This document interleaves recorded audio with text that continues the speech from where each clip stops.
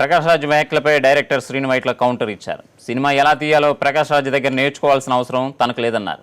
ఆగడు cinema నుంచి ప్రకాష్ రాజ్ను తప్పించడం అహంకారం కాదు, అభిమానం అన్నారు శ్రీను వైట్ల. సినిమాపై బతుకుతూ సినిమాలపై కామెంట్ చేయడం ప్రకాష్ రాజ్కు తగదన్నారు.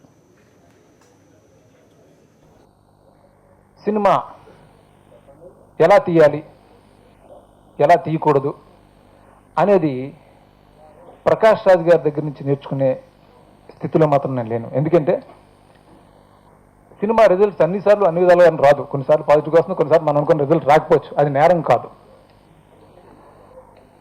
ఆయన మా వివాదం జరిగిన తర్వాత ఆయన సినిమా కూడా రిలీజ్ అయింది. ఆ ఫలితం ఏంటో అందరికీ తెలుసు. ఏదో ఒలచారు బిర్యానీ అని సినిమా రిలీజ్ అయింది. ఆ ఫలితం ఏంటో అందరికీ తెలుసు. ఆ రిజల్ట్ గురించి నేనేం కామెంట్ చేయలేదు, ఏ ట్వీట్ చేయలేదు, ఏ పండుగ చేసుకోలేదు. అసలు సినిమా పరిశ్రమలో ఉంటూ సినిమా గురించి ఫ్రెండ్స్ తోటో ఇంకొకరితోటో మాట్లాడుకోవచ్చు. నచ్చితే నచ్చదని చెప్పొచ్చు, నచ్చకపోతే నచ్చలేదని చెప్పొచ్చు. కానీ పబ్లిక్ మీడియంలో ఒక సినిమా మీద బ్రతుకుతూ నెగిటివ్గా ప్రచారం చేయిస్తేవాడు నా దృష్టిలో సినిమా వాడే కాదు. అహంకారం తగ్గించుకోమని ఆయన నాకు సలహా ఇవ్వటం చాలా హాస్యాస్పదంగా ఉంది. ఆయన మీద ఉన్న ఎలిగేషన్లు, ఆయన మీద ఉన్న కంప్లైంట్లు, ఆయన ఎన్నిసార్లు బ్యాన్ చేశారు, ఎన్నిసార్లు ఆయన ప్లీడ్ చేసి మళ్ళీ మన తెలుగు ఇండస్ట్రీని మళ్ళీ వచ్చి నేను ఆయన్ని తీసేసిన రోజు మా డైరెక్టర్స్ అసోసియేషన్లో అందరూ క్లాప్స్ కొట్టారు. ఒక అసిస్టెంట్ డైరెక్టర్ జరిగిన అన్యాయానికి మీరు కరెక్ట్ అయిన నిర్ణయం తీసుకున్నారని మొత్తం మా డైరెక్షన్ డిపార్ట్మెంట్ అంతా కూడా అభినందించారు నన్ను. సో ఆయన కక్షతో, ఆయన తీసేసిన కోపంతో ఈ ఎలిగేషన్స్ అన్ని చేస్తున్నారు. సో నేను ఫైనల్గా చెప్పేది ఏంటంటే ఇకనైనా ఆయన ఇలాంటివి మానుకుంటే మంచిది, ఎవరి పని వాళ్ళు చూసుకుంటే మంచిదని నేను సలహా ఇస్తున్నాను. Thank you very much.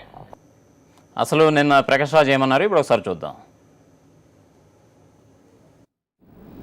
దానికి ఆయన ఆన్సర్ కూడా ఇచ్చాడు కదా శ్రీను వైట్ల గారు. తనకు నచ్చిందని చెప్పాడు. సిగ్గు లేకపోతే ఒక మనిషి ఒక సినిమాలో నటించడం తనకి ఇష్టం లేకపోతే తీసేయచ్చు, సైలెంట్గా ఉన్నాం. కానీ ఆయన్ని 3 సంవత్సరాలు బ్యాన్ చేయాలి, తెలుగు ఇండస్ట్రీ నుంచి పంపించేయాలని నానా నాటకాలు ఆడి బ్యాన్లు పెడితే నేను చెప్పింది పద్యం కాదు, నా ఆవేదన, నా కోప, నా ఆక్రందన. రాళ్లతో కట్టకండి ఇల్లు కట్టేస్తాను, నన్ను కాల్చకండి నేను ఇల్లు దీపం చేసుకుంటాను, నన్ను తరమ్మకండి, నన్ను చంపకండి నేను నీలకంఠుడిని అయిపోతానని పెయిన్తో చెప్తే ఆయనకి అలా అర్థమైందా?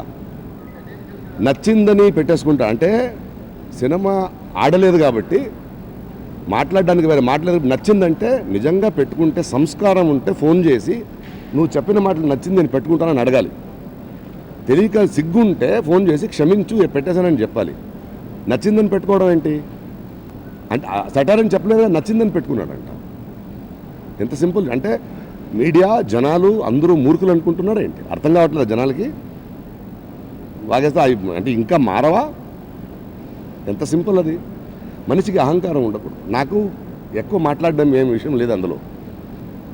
ఒక దర్శకుడై మహేష్ బాబు లాంటి ఒక అద్భుత స్టార్ను వాడుకుంటూ, కోట్లు పెట్టే నిర్మాతలను వాడుకుంటూ, ఈ సినిమా చేయడం వల్ల మాకేదైనా గుర్తింపు వస్తుందా అని సాంకేతిక నిపుణులు నటులు పనిచేస్తుంటే వాళ్ళ సమయాన్ని వాడుకుంటూ, దీని నుంచి మనం సంపాదించుకుంటామని డిస్ట్రిబ్యూటర్స్ ఎగ్జిబ్యూటర్స్ డబ్బిస్తే దాన్ని వాడుకుంటూ, ప్రేక్షకుల సమయాన్ని వాడుకుంటూ కథ వినడానికి వస్తే ఆఖరికి నీ గుర్తింపు ఇచ్చే కలమ్మ తల్లిను వాడుకునే దానికి దిగజారితే ఇదే ఉంటుంది రిజల్ట్.